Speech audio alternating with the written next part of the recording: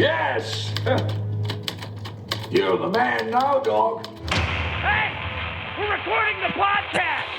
Shut up! Good morning to you, wherever you are, because it is Morning Somewhere for April 24th, 2024.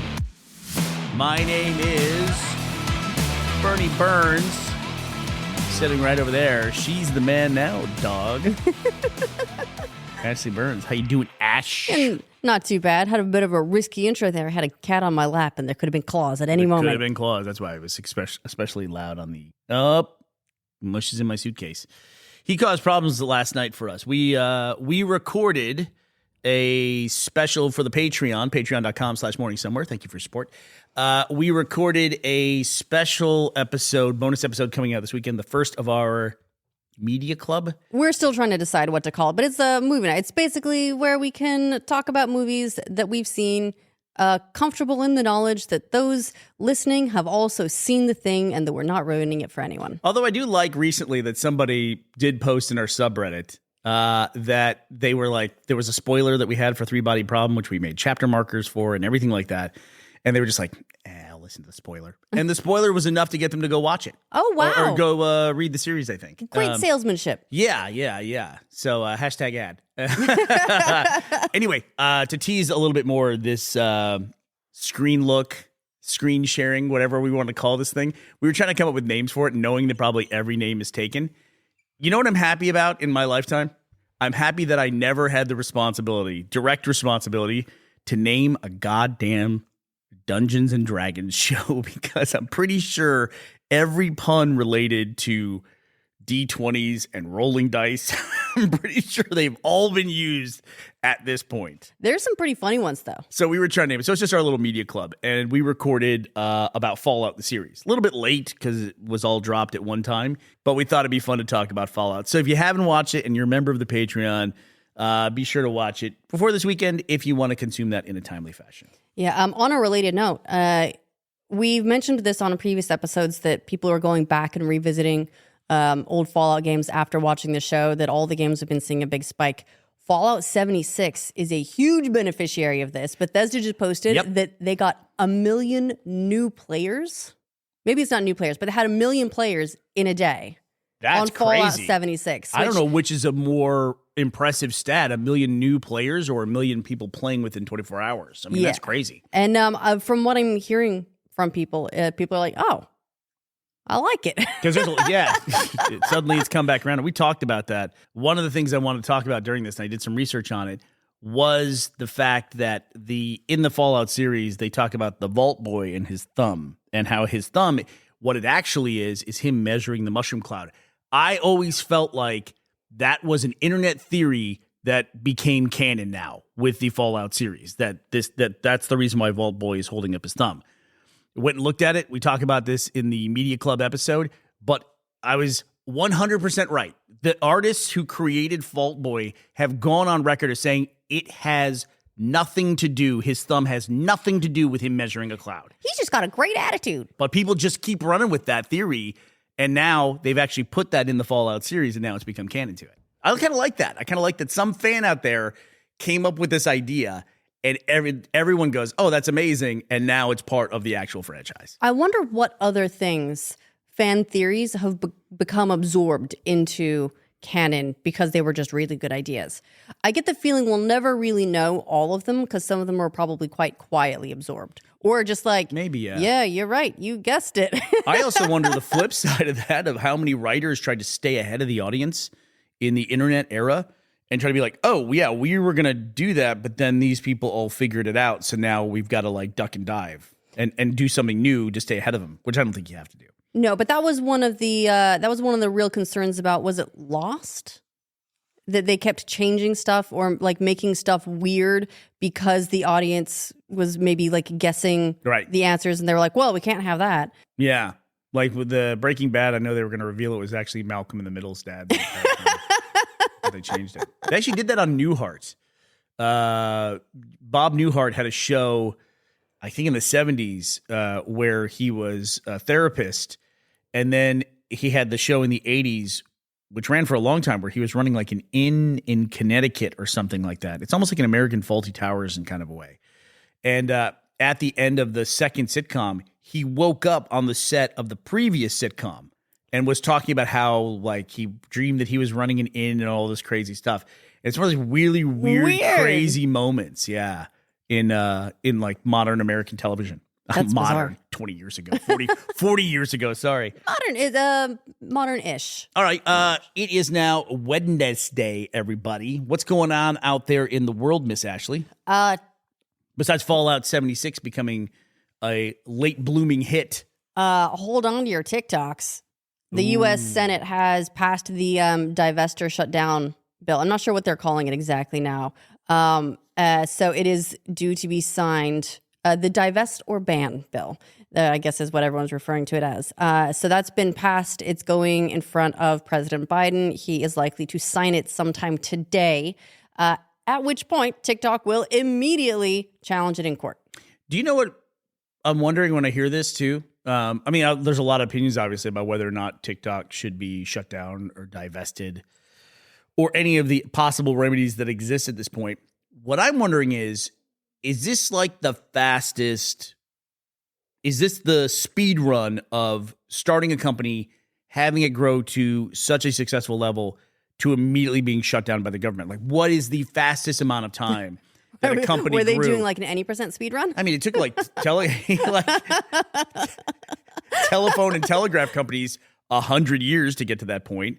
Even oil companies, when they were being broken up or things like that, that took decades. How long has TikTok even been around? Maybe what we do is we have to break it into two: tick and talk. Tick is just it's all Lyme disease videos and that's it.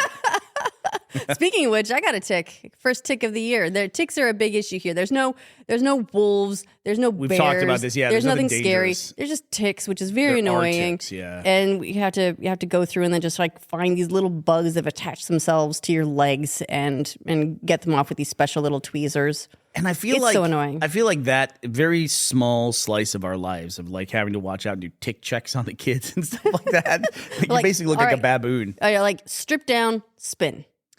Man, there's so many things I'm putting pins in here. I saw a video recently of a woman who was allowing a chimp to groom her, like go through, and you think it's just like, oh, picking bugs out of the hair. Man, it's crazy. All the stuff this chimp does just based on instinct, like checks her eyes, checks her gums, checks her ears, checks her nose. Like it's like, it looks almost like a full medical workup. And everyone in the comments is amazed by it. We'll link it in the linked up. It's a really interesting video, but I always thought it was just like, like picking bugs off of each other. And that was it. That's because that's what you see in the videos, right? Is they're just lined up and they're just going through each other's scalp. Yeah. And I also know certain people who have inherited that from our evolutionary ancestors and want to pick. Like anytime I walk in and I've got some kind of like Hold still. tiny little red dot in the corner of my forehead, Ash is like, I can turn that into a giant crane. Just give me 5 minutes and put you through excruciating pain. But on the flip side, then you also get head scratches as part of the grooming. So yes. it balances out. I always feel like you would be the happiest you could ever be if you could just get in one of those little chimp grooming lineups. Oh my gosh. Go and ahead. Just get one of them just screechy scratching on your scalp all the time. No, I got you. This is my dream. There is a video online of a warthog that like walks Is this the into Warhol field drive-through? and it like walks up and there's a bunch of, what are they, like meerkats or something, some kind of like weaselly things, and they just all like clamber all over the warthog and like just clean him out, like just pick every little parasite off of him, and then he gets up and walks away. It's almost like a Serengeti spa is what it looks It's so like. funny. We'll definitely post that link to that video in the link dump.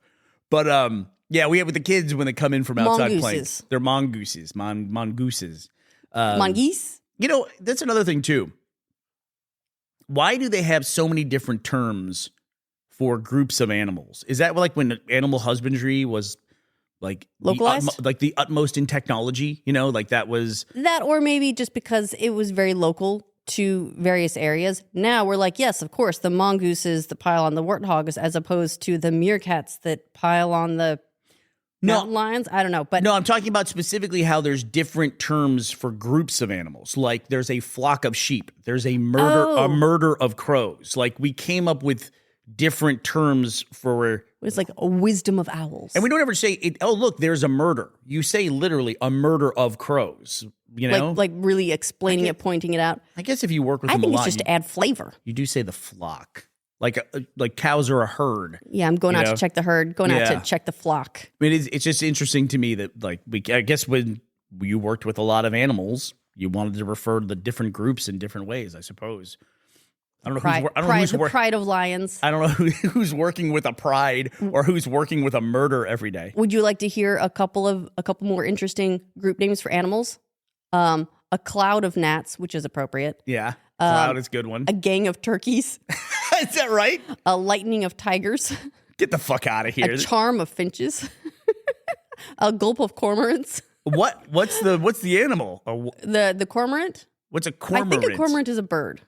Okay. And they gulp, I guess. A sounder of boars. I wonder if sounder then also applies to warthogs. Yeah, see, why all these different terms for just groups of animals? I don't know, but if I can level with you, I kind of like them. I like it too. Mob of kangaroos, a conspiracy of lemurs. I don't understand it. So we're on tick watch now with Ashley. So we're like and talk watch with the Senate. We have a little like pencil mark or a Sharpie mark on her leg to make sure that it doesn't expand or anything like that. But I feel like this situation with ticks here, and not just here, but everywhere in the world where there's ticks and Lyme disease, is this very small slice of our life is like a metaphor for the larger experience we're all going through now, where I keep hearing through science news, there is a vaccine out there for Lyme disease, and it's in trials. So there are people that are vaccinated right now for Lyme disease. I believe if you want to look at it, you look it up over there. I think it's called Valor. 25 years ago, a vaccine called Limerix debuted, was 75% effective. But by 2022, a vaccine manufacturer, SmithKline Beecham, pulled that from the market, which is very unfortunate. This has been the first test of a potential Lyme disease vaccine in 20 years. That happened in 2022. And now in 2023, Pfizer and Valneva are at like phase 3 of their clinical trial. So it is, I feel like it's getting close. So it's in trials. And there was somebody, I got this from a Reddit thread of like, what's a technology that's closer than most people realize it is? And somebody was talking about how they were currently in the human trials for Valor. And they even said what the acronym meant, which is Vaccine Against Lyme for Outdoor Recreationalists. Nice. I like being like, what vaccine have you got? Valor. I'm just real brave now. What's a group of outdoor recreationalists called? It's called a Valor. We have a lot of, in this area, we have a lot of ramblers, they're called, in Scotland. Have we ever talked about the right to roam in Scotland? We may have mentioned it just briefly, but it's a really cool philosophy. The idea being that Scotland belongs to everyone. Yeah. So even if there's like a private land, whatever, you can walk across it. You can even camp on it. And there are a lot of people who do. It's basically a common sense rule, like don't go peeking in people's windows. That's rude. And that's not okay. But if you need to cross a field, you're allowed to do that. Which is cool because there's lots of like big hills in Scotland, like something between a big hill and a mountain. And if you see when you're driving down the road, it's a gradual, like there's not like a lot of steep like cliff faces and things like that. There are in like the Northwest Highlands, but when you're driving down a lot of the freeways here, you can see these like really picturesque hills. And you think, wow, I wonder like if I could walk to the top of that. I think that at least when I'm in the car. And if you want to, you could just pull the car over and figure it out. We actually did that, me and the kids. We did that when we took Teddy had like 8 of his friends over here a couple summers ago. And it was like, we all just like said, okay, let's just walk to the top of that hill. And got like just lost enough to have fun with it. Well, then we had to do tick checks. Well, yeah, there is that. In other news, I saw that the filming on Severance season 2 has wrapped. Awesome.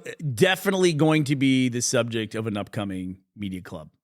Yes. I'm a little bit worried about season 2. Fuck off. Just because season 1 because season 1 was incredible. It would be hard to beat even if there weren't reports that they were sort of creative loggerheads. in season 2 about what direction to take things, which I would have hoped that by the end of season 1, they would already know where season 2 was going, because it ended on such a specific note. If you have not watched the show, it's on Apple TV Plus. It is absolutely fantastic. It's kind of slow starting out. I don't think so at all. You don't think so? I think it's an amazing show from start to end. For me, it was one of those shows where it just seemed, the very beginning notes seemed just sort of like sad and quiet, and I was not immediately hooked because John Wick wasn't rolling through going pew pew pew pew. Yeah, but I kept walking through the room as you were watching this show, and similar to Leftovers, right? I got hooked over time by just continued exposure. And I'm really invested, and I need season 2 to be good. I also think it's got something that is highly underrated in today's media environment, which is in the bingeable world.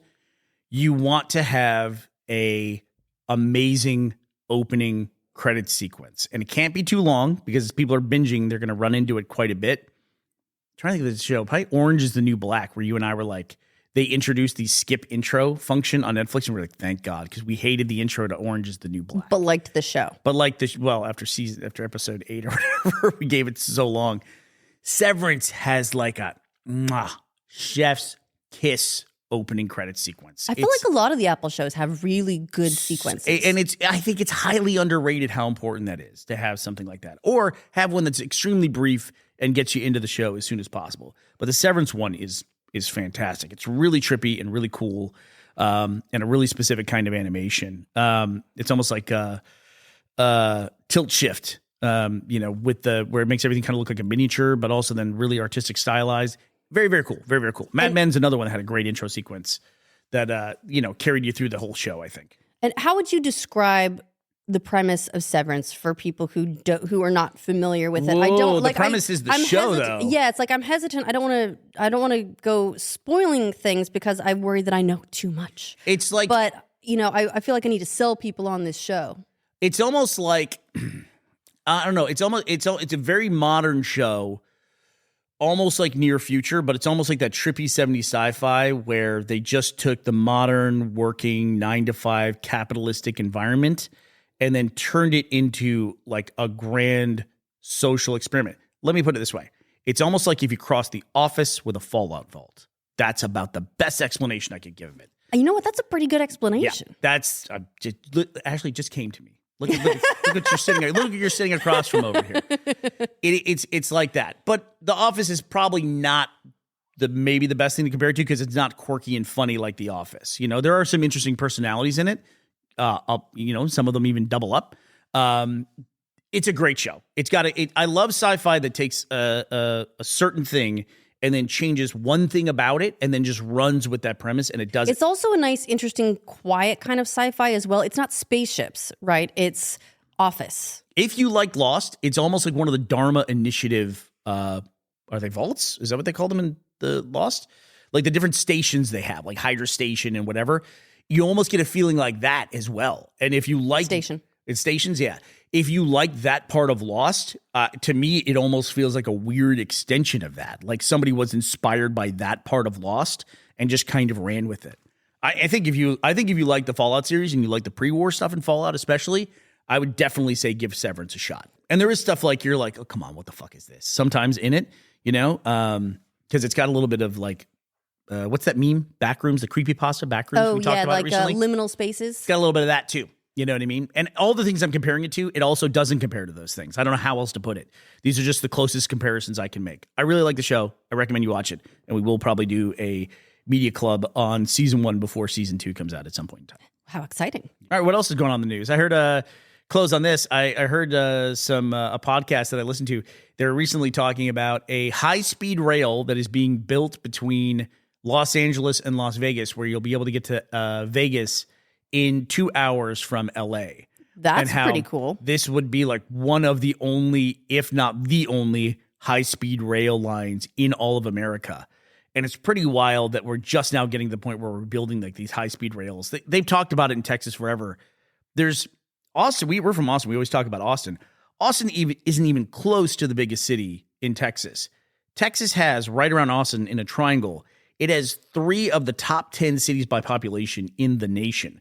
And they've talked forever about putting a high-speed rail between those 3 different cities. But it's just like nobody goes. Like if you live in Houston, you don't go to San Antonio. Yeah, like why would I do that? Yeah, you're like, oh, I got to get to the big office complex down in San Antonio from Dallas. It's just not the same industries in any way whatsoever. Maybe Dallas and Houston with like some petroleum stuff, but not that much. Not that much. I understand it takes a lot of maintenance. Like they're very expensive to maintain.